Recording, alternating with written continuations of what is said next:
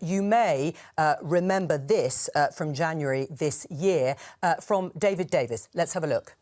I expect my leaders to shoulder the responsibility for the actions they take. Yesterday, he did the opposite of that. So I'll remind him of a quotation altogether too familiar to him of Leo Amery to Neville Chamberlain. You have sat there too long for all the good you have done. In the name of God, go. Well, let's talk to that former Cabinet Minister and Brexit Minister. David Davis is also on College Green. Hello to you. Can we take it from that statement we've just played our guests and our viewers, a statement you made in Parliament not that long ago, that you will be voting against the Prime Minister this evening? I think that's a reasonable guess, but I do have to talk to my chairman first. But you can draw a logical conclusion, I think. I mean, there's been a lot of debate within your party about whether Boris Johnson is an electoral asset. I presume you no longer think he is. No, I mean, he was definitely an electoral asset at the last election. As you've just heard, we got over an 80 majority out of that. And he certainly has an element of his character that appeals to many parts of British people that Conservatives have not been able to reach for decades. So, you know, he had that virtue, but I'm afraid that that's evaporating. It's not the reason, frankly, that I said what I said, but that is evaporating, and we are certainly losing electoral advantage. And if you compare, normally speaking, leaders of the Conservative Party do better than their party in public rankings. He does much, much worse. So from an electoral point of view, he's now not an asset for the party. But that isn't really the reason I said what I said. I mean, my concerns were over, well, Partygate was really a demonstration of the integrity of government. It was also a demonstration of the heavy-handed approach to COVID, where people were stopped from going to see their dying loved ones, that sort of thing.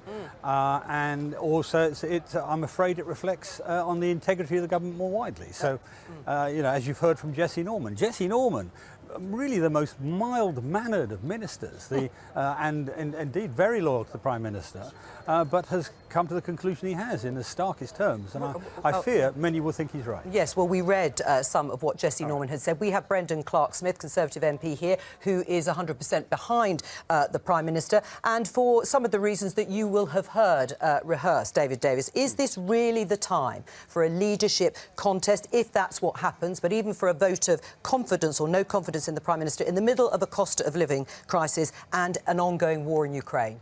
Well, I mean, firstly, when previous leaders have gone, it's typically been in the middle of a crisis. Margaret Thatcher went when we were at war ourselves, not just a proxy war, and so that's not that abnormal. I'm afraid it's the crisis often that engenders it. Secondly, I'm afraid the cost of living crisis, I want rather better response to than we've got from this government so far. We're still the highest taxing government in 50 years. And that's not appropriate in the middle of a cost of living crisis. So there are policy issues wrapped up with this, which I'm afraid don't help the Prime Minister. They are matters that need to be resolved, and he hasn't resolved them. Right. The likelihood, as you said, is you'll be voting against the Prime Minister later on this evening. If he wins, as many people think, but perhaps by a small margin, should he resign? Well, I would argue he should. I would say, you know, that if there is not a very, very clear statement of confidence in him, then he should step down or tell us when he will step down. That's, broadly speaking, what Theresa May did when she actually got a really quite sizable victory in the challenge to her a few years ago. And that's the right thing to do. I think that will be in the interest of the country, in the interests of the party, and frankly, in the longer run, in the interests of Boris's own reputation. Let's not get it wrong. I mean, he has done some quite important things. He's delivered Brexit. It's not perfect, but he's delivered Brexit. He's got us through coronavirus, the major success in this country, unique in the world, on vaccines. That was under him. You know, he has probably been the best of the Western leaders on Ukraine. These are not small things, but frankly, they're not enough to override the feeling of, well, the question of integrity in the government. Boris Johnson is addressing MPs at 4 o'clock. Will you be there? And is there anything he can say to persuade you to support him? Well, I'm afraid there is a national security bill being debated this afternoon, and there's a really rather important holes in it which have to be dealt with, so I may not be there. If I'm called before then, yes, I will be, but if not, I'll be waiting to get called in the chamber.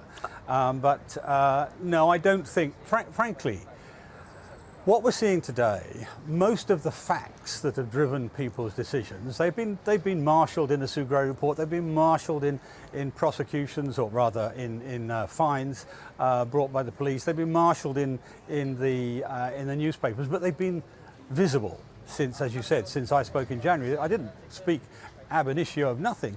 These facts are all there, and I haven't heard a proper answer to them in the last several months, so I wouldn't expect to get one today. David Davis, thank you very much there on